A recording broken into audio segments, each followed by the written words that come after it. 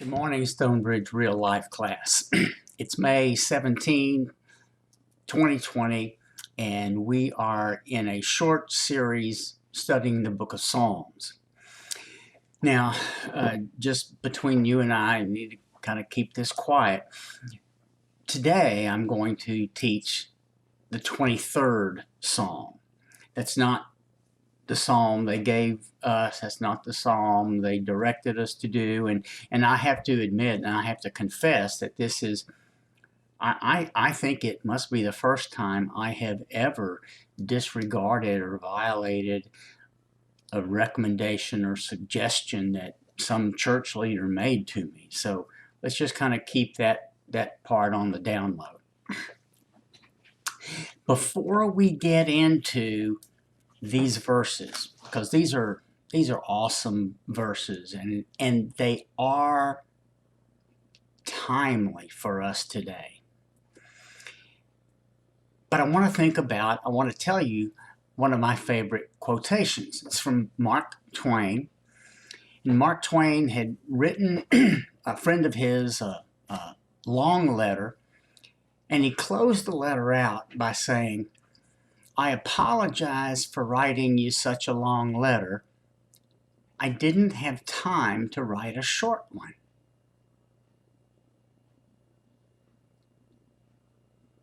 And the point he's trying to make is, you don't have to be long-winded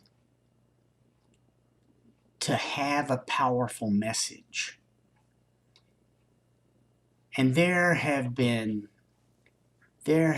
very few times when a small number of words have been as important and carried as great a message as Psalm 23. So let's begin by getting two perspectives. And number one is, let's take a look at a herd of sheep. What do you think about? What comes to mind when you think of sheep? Well, of course, Mary had a little lamb.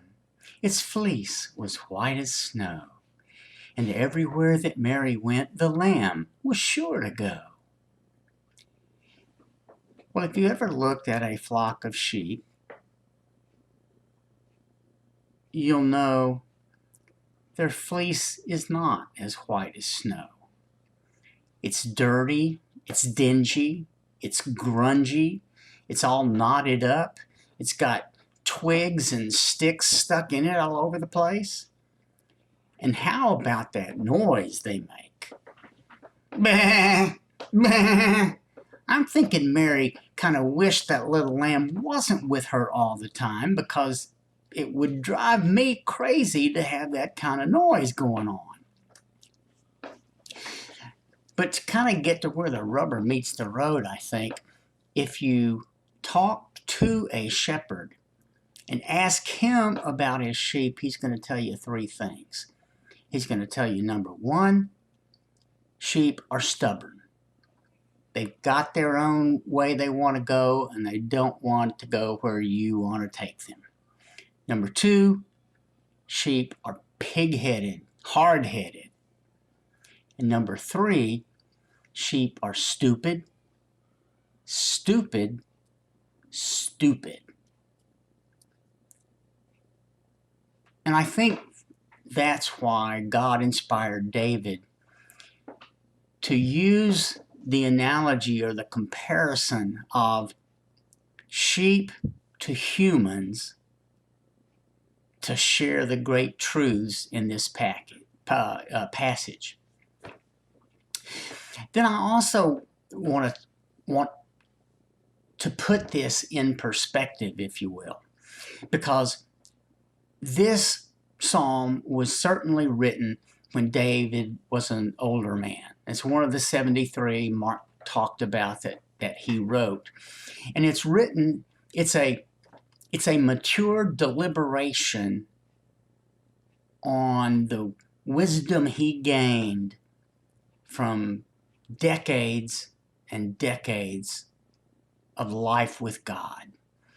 He gazes back over a lifetime of promises God made and promises God kept, He looks back at his own experience in trusting God, and that's what forms the foundation of the message that he shares with us in this passage. That experience allows him to do something. It allows him to tell us, look, I know you can't tell the future. I know days look dark ahead. I know uncertainty fills the air. But I am certain that you can trust my God in dealing with all of those things. So let's look at the first verse. We're going to do the part of the first verse on the video, and then we'll go to live. But first verse of Psalm 23. The Lord is my shepherd, I shall not want. The Lord is my shepherd. Say that aloud. The Lord is my shepherd.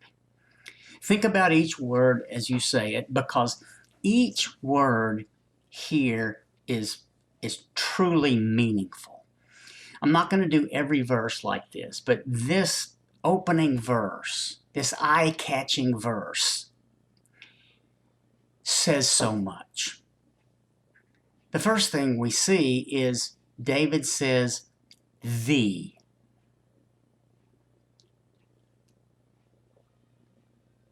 The point he's making is this is not just another apple I'm talking about. This is not just another animal I'm talking about. You know, when we say the king of rock and roll, well, everybody knows who that is. It's Elvis. David is starting off by saying, the person that I'm getting ready to share my experiences with to you is the ultimate. He is the Lord. He's not just a man, he's the Lord. He's not some person of power and fame or wealth. He's the creator of the universe. He's the source of all life as we know it. That guy is who I'm going to be talking to you about and sharing with you in this short chapter. And then he kind of reinforces something that we all need to keep in mind. The Lord is.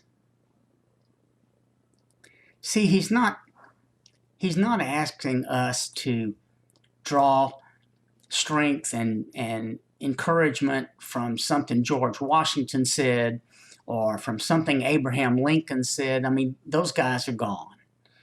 They're not dealing with COVID-19. They're not dealing with your economy going to the dogs in weeks.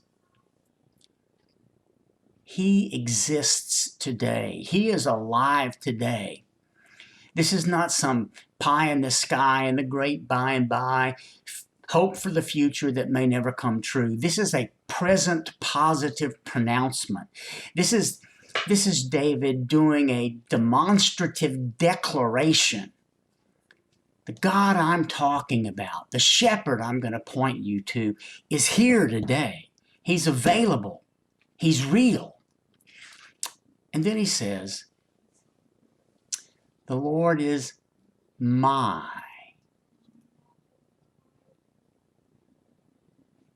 He says the Lord is interested in me. The Lord is interested in you. There are 6 billion people on the earth. And you could put him on Jeopardy and God could tell you how many hairs are on each one of them's head. He knows each of us from the womb intimately. And then he says, the Lord is my shepherd. The shepherd guides his sheep. The shepherd provides food and water for them. and he fights the lion and he fights the lamb for them. David had done that. David knew how much the shepherd would risk for himself to protect his sheep. And he opens this passage by saying, put all of those pieces together, and that's who we're going to talk about today. Well, that's it for the video. We will join our class live now, and we will finish out this beautiful, beautiful passage. Thank you.